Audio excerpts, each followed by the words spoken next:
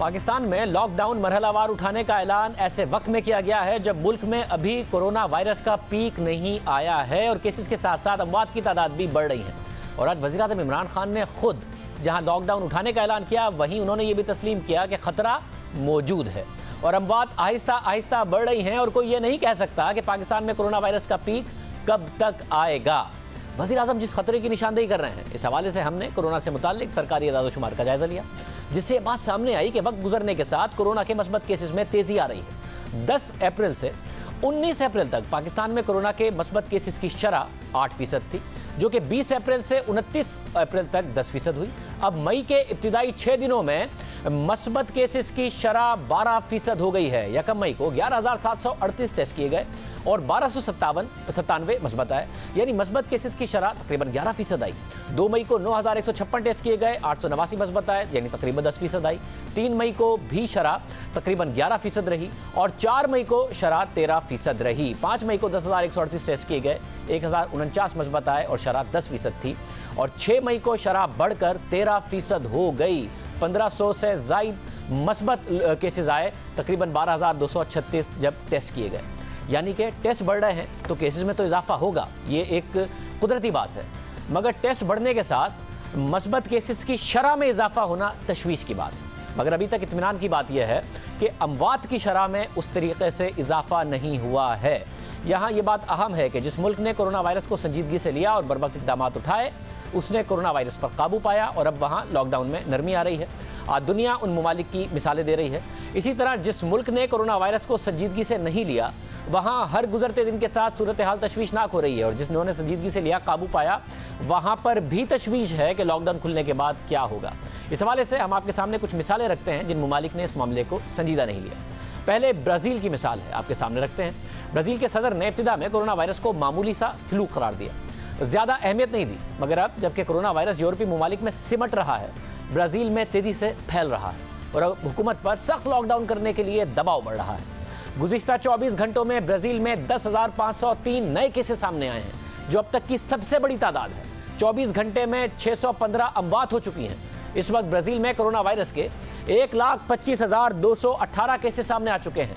8,536 अफराद की मौत हो चुकी है और उनमें तेज़ी आ रही है। नए केसेस में इजाफे की शरह 9.2% है, जबकि अमवात में इजाफे की शरह 7.8% है। बरतानिया में इस वक्त सूरत हाल ये है कि सरदखाने, ब्राज़ील में इस वक्त सूरत हाल ये है कि सरदखाने कम पड़ गए हैं। रेफ्रिजरेटेड कंटेनर्स में लाशें रखनी पड़ रही हैं, इज्तिमाई तदफीन करनी पड़ रही है, एक साथ 5 मैयतें दफनाई जा रही हैं। हुकाम का कहना है कि कफन कम पड़ गए हैं और पूरा निज़ाम इस वक्त तबाह हो गया है। इस वक्त जो कॉफिन्स हैं वो नहीं मिल रहे हैं। सूरत हाल नाजुक होने के बाद जब ब्राज़ील के सदर को सख्त सवालात का सामना करना पड़ा तो उन्होंने कहा कि मैं माफ़ी मांगता हूँ और आप लोग मुझसे क्या चाहते हैं, मैं कोई मौजज़ा नहीं दिखा सकता। यानी पहले वो इसको बहुत ही गैर संजीदा ले रहे थे और अब माफ़ी मांग रहे हैं। ब्राज़ील के सदर अब बेबसी का भी इज़हार कर रहे हैं, मगर जब कोरोना वायरस दुनिया में तबाही मचा रहा था और ब्राज़ील में कोरोना वायरस से बचाव के लिए इक़दाम की बात हो रही थी, तो उस वक्त ब्राज़ील के सदर ने कोरोना वायरस को मामूली फ्लू करार दिया था। मास्क के बगैर ही वो लोगों से मुलाकातें करते रहे और ये दलाइल देते रहे कि लॉकडाउन की वजह से होने वाला नुकसान कोरोना वायरस के नुकसान से ज़्यादा खतरनाक होगा।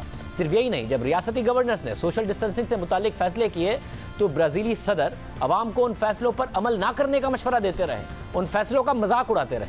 ब्राज़ीलियन सदर ने कहा कि एक दिन तो सबको मरना है, लोग घरों से निकलें और काम पर जाएं। और जब ब्राज़ील के वज़ीर सेहत ने मुल्क में सोशल डिस्टेंसिंग की तजवीज़ दी तो अप्रैल के वक्त में ब्राज़ीलियन सदर ने वज़ीर सेहत को ही ओहदे से हटा दिया। मगर अब कोरोना वायरस ब्राज़ील में तेज़ी से फैल रहा है और जिस वक्त हुकूमत को इक़दाम उठाने चाहिए थे, उस वक्त सदर उसे मामूली फ्लू करार दे रहे थे, मजाक उड़ा रहे थे। इसलिए अब नुकसान उठाना पड़ रहा है और लॉकडाउन सख्त करने के लिए दबाव बढ़ रहा है।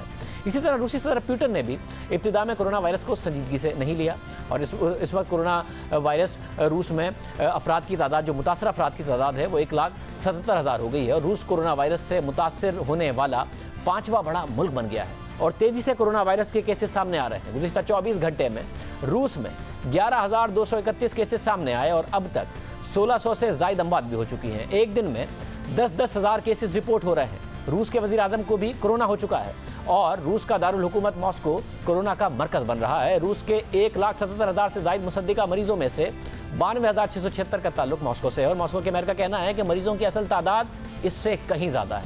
मुतासरीन की तादाद 3 लाख के करीब है। सबसे अहम बात यह है कि अब ये सवाल उठ रहा है कि जब तक वैक्सीन नहीं आएगी तब तक लॉकडाउन, और इस हवाले से मुख्तलिफ ममालिक क्या फैसले करेंगे अगर केसेस की तादाद में मुसलसल इजाफा होता रहता है। CNN के मुताबिक केसेस में तेज़ी आ रही है, साथ ही हेल्थ वर्कर्स में गुस्सा भी बढ़ रहा है। उन्हें शिकायत है कि हुकूमत ने उन्हें ज़रूरी सामान फराम नहीं किया और फ्रंट लाइन पर भेज दिया है। बड़ी तादाद में डॉक्टर्स कोरोना वायरस से मुतासिर हो रहे हैं। हुकूमत की परेशानी बढ़ रही है, मगर जब मार्च में कोरोना वायरस चीन से यूरोपीय ममालिक में मुंतकिल हो रहा था तो उस वक्त रूसी सदर पुतिन अपनी हुकूमत के इकदामात से मुतमईन थे। शहरियों के नाम अपने पैगाम में उन्होंने कहा कि सूरत हाल काबू में है। फिर अप्रैल के आगाज़ में उन्होंने रूस में जो हिफाजती इकदामात करने के बजाय दीगर ममालिक की मदद करना शुरू कर दी और मगरबी ममालिक को मेडिकल का सामान फराहम कर दिया। मगर फिर 13 अप्रैल को रूसी सदर को एहसास हुआ कि उन्होंने ये गलत किया है और फिर खुद मुश्किलात का सामना उन्हें करना पड़ा। इसलिए सूरत हाल अब रूस में भी बहुत ज़्यादा तशवीशनाक है और रूसी सदर पर भी तनकीद हो रही है। एक और संगीन मसला भी है। CNN में शाया आर्टिकल के मुताबिक क्या होगा अगर कोरोना वायरस की वैक्सीन ना बन पाए, क्योंकि ऐसा पहले भी बीमारियों में हो चुका है। इस सूरत में तो हमें इस बात का आदी बनना पड़ेगा कि हम कोरोना के साथ ज़िंदगी गुजारें।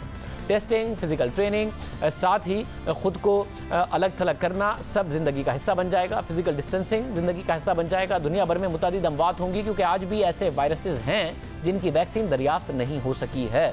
हालांकि कोरोना वायरस के बारे में डॉक्टर्स की राय यही है कि उसकी वैक्सीन दरियाफ्त हो जाएगी और मार्केट में भी आ जाएगी, मगर इस हवाले से हतमी दावा नहीं किया जा सकता इस आर्टिकल के मुताबिक, क्योंकि इस आर्टिकल के मुताबिक हो सकता है वैक्सीन ना बन पाए। आर्टिकल के मुताबिक 1984 में अमेरिका के सेक्रेटरी हेल्थ ने यह दावा किया था कि साइंसदानों ने कामयाबी से HIV वायरस का पता चला लिया है और अब 2 साल में उसकी वैक्सीन मार्केट में आ जाएगी। मगर आज तकरीबन 4 दहाइयों के बाद वैक्सीन तो नहीं आई, मगर HIV वायरस से दुनिया भर में 3 करोड़ 20 लाख लोग मर चुके हैं। फिर 1997 में अमेरिकी सदर बिल क्लिंटन ने दावा किया कि वैक्सीन आ जाएगी।